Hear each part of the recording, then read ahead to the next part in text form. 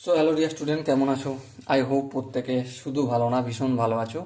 স্ক্রিনের ওপর একটা প্রশ্ন দেখা যাচ্ছে, তাই না? সো প্রশ্নটা আমরা মন দিয়ে পড়বো, বুঝবো, তারপর অঙ্কটা করব। কি বলেছে দেখো, এ বি সিডি ট্রাপিজিয়ামের A B equal to CD base, বোঝা গেল?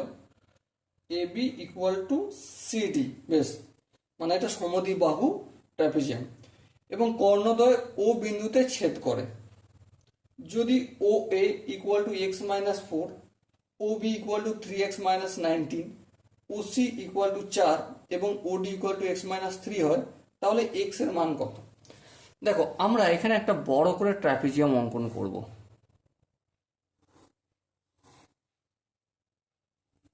ওকে, বড় করে অঙ্কন করলাম। A B C D. কোশ্চেনে কি বলেছে? এ বি ইকুয়াল টু সিডি, মানে এ বি বাহুটা সিডি বাহুর সঙ্গে সমান। এখানে লিখে রাখি এ বি ইকুয়াল টু সিডি, বুঝতে সুবিধা হবে। এবারে দুটো কর্ণকে আমি পরপর যোগ করব। হ্যাঁ, চলো, এই বি আর ডি যোগ করলাম আর এই এ সি যোগ করলাম। ওকে, সো এটা হচ্ছে ছেদ বিন্দুটা হচ্ছে ও। বেশ, এবারে কি বলেছে দেখো, O A equal to X minus four, মানে এখানটা এই যে ও এ, এখানটা কতটা? X minus four. আর কি বলেছে দেখো, ও বি মানে এই ও থেকে বি পর্যন্ত কতটা বলে দিয়েছে দেখো, থ্রি এক্স মাইনাস নাইনটিন। চলো লিখে দিই, থ্রি এক্স মাইনাস নাইনটিন। ওকে, ওসি, ওসি মানে এখান থেকে এখান পর্যন্ত কতটা? ফোর। বেশ, ফোর ইউনিট লিখলাম। ওডি মানে এখান থেকে এখান পর্যন্ত কতটা বলেছে দেখো, এক্স মাইনাস থ্রি। চলো, এক্স মাইনাস থ্রি। বোঝা গেল কি? আই হোপ কোশ্চেনটা বুঝতে পারলাম। এবার দেখো ধ্যান দিয়ে, এখানে এ ও ডি এই যে ত্রিভুজটা, আর বি ও সি এই ত্রিভুজ দুটো থেকে কি কি পাচ্ছি দেখো। এই ত্রিভুজ আর এই ত্রিভুজটা, ত্রিভুজ এ ও ডি ও ত্রিভুজ বি ও সি এর দুটোর মধ্যে কি কি মিল আছে দেখো। লক্ষ্য করে দেখো, এই যে এডি বাহুটা আর বিসি বাহুটা কি হবে? আমাদের সমান্তরাল হবে। হ্যাঁ, আচ্ছা, যদি সমান্তরাল হয় তাহলে এই যে এ ডি ও এই কোণটা আর সি সিবিও মানে এই কোণটা ইকুয়াল হবে। হ্যাঁ হবে, তাহলে লিখবো, এটা লিখে নিই, A D O equal to angle CBO. CBO কারণ একান্তর কোণ, এখানটা লেখার প্রয়োজনীয় আশা করি। এবার দেখো, এই কোণটা আর এই কোণটা ইকুয়াল হবে। হ্যাঁ হবে, কারণ এটা বিপ্রতীপ কোণ। তাহলে এটাও লিখবো, angle A O D equal to angle BOC. BOC বিপ্রতীপ কোণ। ওকে, বেশ। এবার ধ্যান দিয়ে বলো, এই দুটো কোণ যদি ইকুয়াল, এই দুটো কোণ যদি ইকুয়াল, ঠিক আছে, তাহলে এই যে দুটো ত্রিভুজ, এই ত্রিভুজ দুটো কি কেমন হলো? সদৃশ্যকোণী ত্রিভুজ হবে। অবভিয়াসলি সদৃশ্যকোণী ত্রিভুজ হবে, কারণ এটা হচ্ছে এক্স। সাপোজ আমি ধরছি, সরি, এটা এক্স ধরলে হবে না, এটা সাপোজ থিটা ধরলে এটাও তো থিটা হবে। হ্যাঁ, এটা আলফা ধরলে এটাও আলফা হবে। তাহলে এখানটা তো কত হবে? 180 থেকে থিটা মাইনাস আলফা করলে যেটা পাবো সেটা হবে। আর এই কোণটা ঠিক সেম হবে, 180 থেকে থিটার বিয়োগ করবো আর আলফা বিয়োগ করলে যেটা হবে সেটা এটা পেয়ে যাব।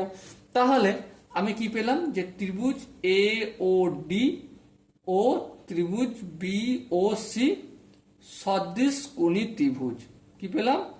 সদৃশকোণী।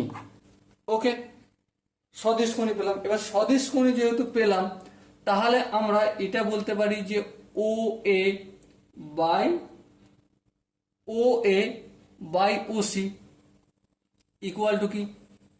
Deo DO by OB. হ্যাঁ, ডিও বাই ওবি। বলো, এখানটা কি বুঝতে অসুবিধা রয়েছে? আই হোপ কারো অসুবিধা নেই।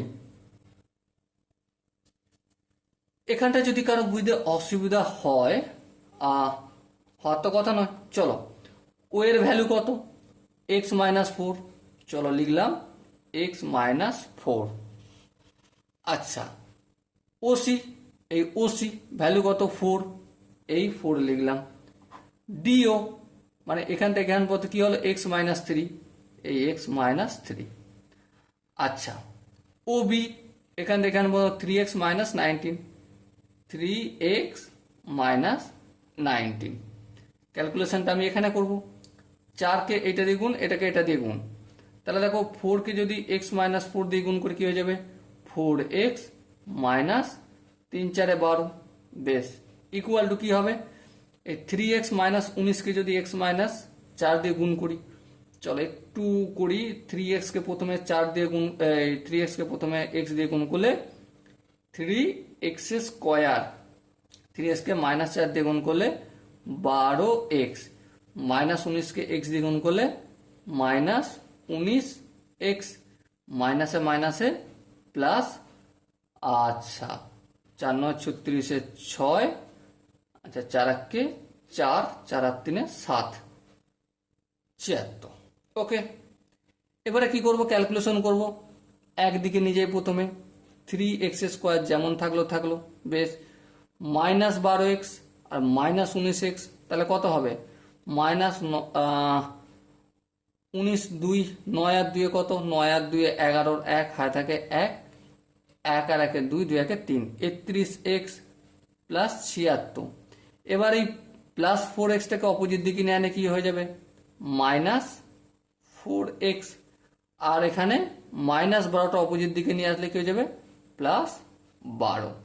সো আলটিমেট কি পেলাম 3x square minus 31x minus 4x, তাহলে কি হবে মাইনাস 35x, আর এখানে 76 আর 12 যোগ করলে কি হবে 6 আর 2 8,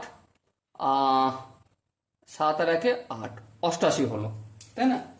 এরপর আমরা যদি এটাকে একটু মিডল টার্ম ফ্যাক্টর করি তাহলে কি পাবো, পাবো এটাই যে 0 ইকুয়াল টু, এটা সব 0 ইকুয়াল টু কি x minus 8 into 3x minus 11, এটা পাবো। এটা একটু তোমরা করে দেখো, অবশ্যই তোমরা করতে পারবে। সো এখান থেকে x ইকুয়াল টু দুটো ভ্যালু পেলাম, একটা 8 আর একটা কি, আর একটা x equal to 11/3। Okay, so এখানে দেখো যে 4টে অপশন আছে, তার মধ্যে কোন অপশন ঠিক, কোনোটাই নয়, option D is the right answer. So dear student, I hope এই কোশ্চেনটা প্রত্যেকের প্রতিটা স্টেপ বোঝা গেছে।